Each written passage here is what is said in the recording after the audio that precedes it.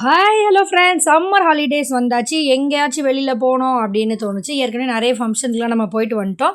சரி, நாம் எல்லோரும் ஃப்ரெண்ட்ஸ் எல்லாம் சேர்ந்து ஒரு இடத்துக்கு போகலாம் அப்படின்னு சொல்லி டிசைட் பண்ணோம். எல்லோரும் பஸ்ஸில் முதல்ல உட்காந்துக்கிட்டோம். எங்கே போகிறோன்னு பார்க்கலாம். வீடியோவை ஃபுல்லாக பாருங்கள். எல்லாம் ஜாலியாக என்ஜாய் பண்ணி பஸ்ஸில் உட்காந்துக்கிட்டோம். 11 o'clock போல் தான் நாம் கிளம்பியிருந்தோம். நினச்சி பார்க்கும்போதே செம்ம ஜாலியாக த்ரில்லிங்காக இருக்கும்னு நினச்சேன். சில்ட்ரன்ஸ் பார்க்கு தான் நம்ம போனோம். சில்ட்ரன்ஸ் பார்க் கிண்டியில் இருக்குது இல்லையா, அங்கே தான் போனோம். ஏற்கனவே நம்ம ஹப்பி கூட போய் வீடியோ போட்டிருப்போம். ஃப்ரெண்ட்ஸும் கூட போகிறது ஒரு ஜாலி தானே. நாம் இது வரைக்கும் ஃப்ரெண்ட்ஸு கூட வெளியில் எங்கேயுமே போனதில்லை. வீட்டில் ஏதாவது பார்ட்டி வச்சா அதில் தான் நாங்கள் அட்டன் பண்ணியிருக்கோம். இதுதான் ஃபஸ்ட் டைம் நம்ம வெளியில் வர்றது. டிக்கெட் வாங்கிடலாம், எல்லோரும் சேர்ந்து ஒரே டிக்கெட்டாக வாங்கிடலாம் அப்படின்னு சொல்லிட்டு டிக்கெட்டு வாங்கிட்டோம். 450. அடல்ட்டுக்கு வந்து 60 rupees, சில்ட்ரனுக்கு வந்து 10 rupees தான். எல்லோரும் ஜாலியாக நின்று ஒரு செல்ஃபி எடுத்துக்கலாம் அப்படின்னு சொல்லிட்டு செல்ஃபியும் எடுத்துக்கிட்டோம். ஆனால் எனக்கு ஒன்றும் சாட்டிஸ்ஃபைடு இல்லாதது, நம்ம எதுவுமே இங்கே விளாட போகிறது இல்லை, நமக்கு மட்டும் எதுக்கு அவ்வளோ ரேட்டு அப்படின்னு நினச்சதான் தோணுச்சு எனக்கு. உள்ளே என்ட்ரி ஆனதும் செம்ம நிழலாக இருந்துச்சு. ஏன்னா நல்லா ஃபுல்லாக மரம் தான் அங்கே இருந்தது. எல்லோரும் நம்ம சாப்பாடெலாம் கட்டி வர எடுத்துகிட்டு போயிருந்தோம். ஒரு 11 o'clock போல் போனதுனால டிராஃபிக்கில் மாட்டி அங்கே போய் சேர்றதுக்கே 12:30 ஆகிடுச்சு.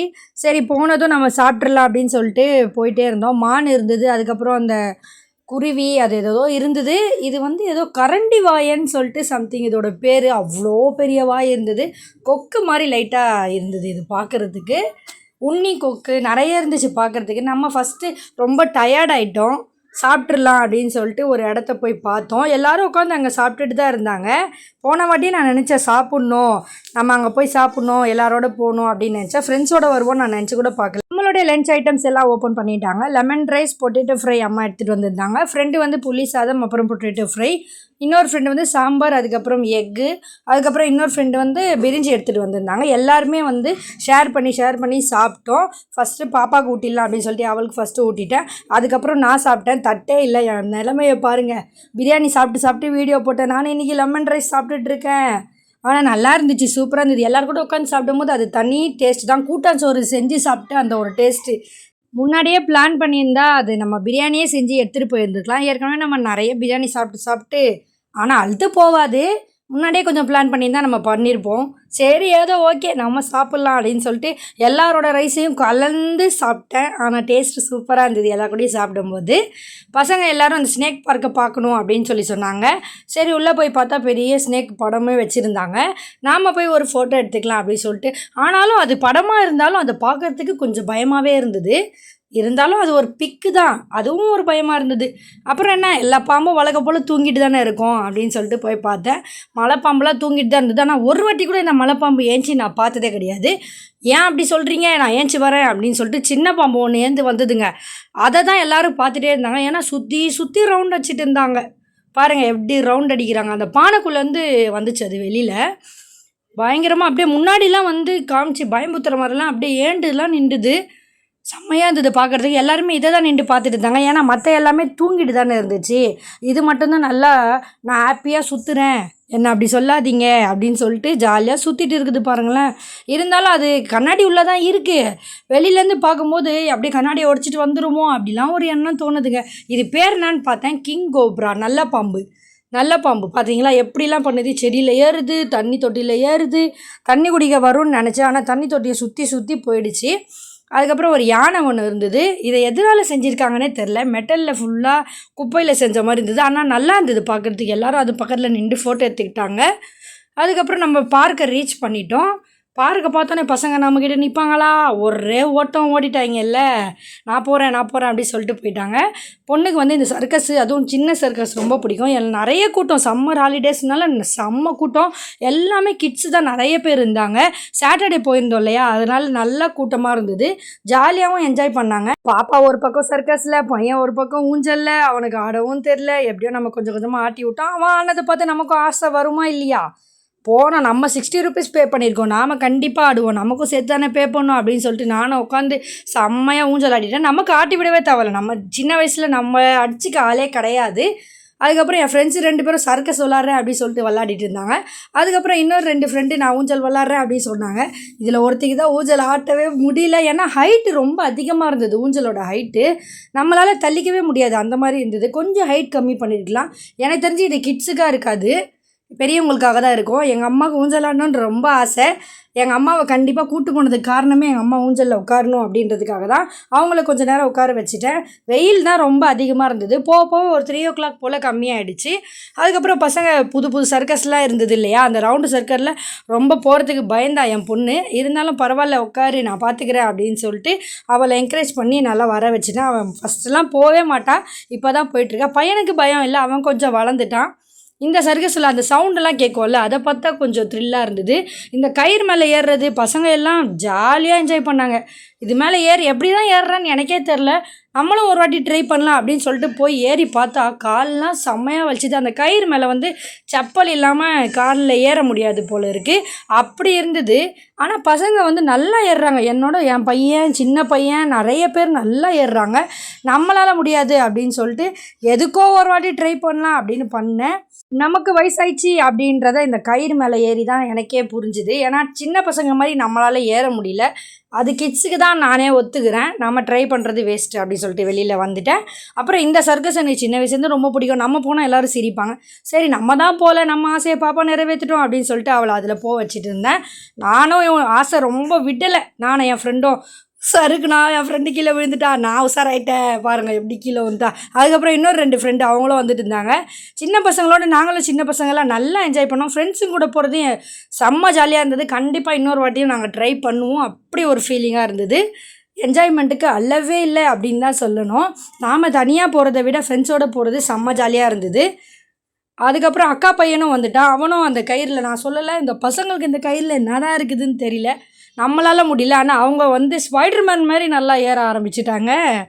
சூப்பராக ஏறுறாங்க. எல்லா பசங்களும் அதில் தான் ரொம்ப இன்ட்ரெஸ்ட்டாக இருக்காங்க. இதில் ஏறி இந்த சைடு இறங்கி ஏதோ பண்ணுறாங்க.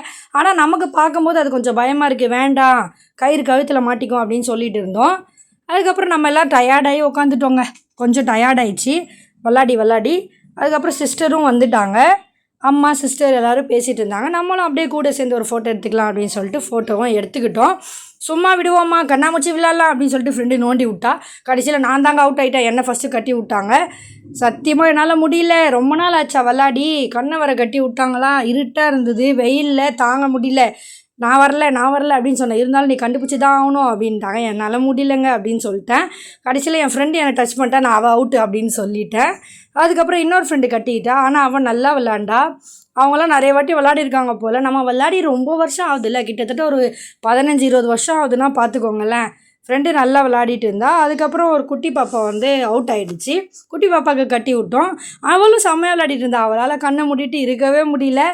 கழட்டி விடுங்க அப்படின்னு சொல்லிட்டு இருந்தா. அவங்க அக்காவை எப்படிலாம் பிடிச்சிடலாம் அப்படின்னு சொல்லிட்டு ஓடினே இருந்தா. தொட்டு பார்த்தோமா, ஒரே சிரிப்பு வேறு. அவள் அழகாக இருந்தா சிரிச்சிட்டு. கண்ணை மூடி எல்லாருமே எங்களே பார்த்துட்டே இருந்தாங்க. என்ன இவங்க இதெல்லாம் விளாட்றாங்களே அப்படின்னு சொல்லிட்டு. ஃப்ரெண்ட்ஸோடு வந்தால் தானே நம்ம இதெல்லாம் விளாட முடியும். நம்ம தனியாக போனால் இதெல்லாம் யார் கூட விளாட்றது? ஃப்ரெண்ட்ஸ் அண்ட் ஃபேமிலியோட நிறைய பேர் வரணும், நிறைய பேரோட போகணும், சமைச்சு சாப்பிட்ணும். அப்போ தான் அந்த நாள் நல்லாயிருக்கும், அந்த இடமும் நல்லாயிருக்கும் நமக்கு. அந்த பாப்பாவுக்கு வந்து ரொம்ப முடியல, நான் எடுத்துடுறேன் அப்படின்னு சொல்லிட்டு கடை விட்ட வரைக்கும் நல்லா பார்த்துட்டா.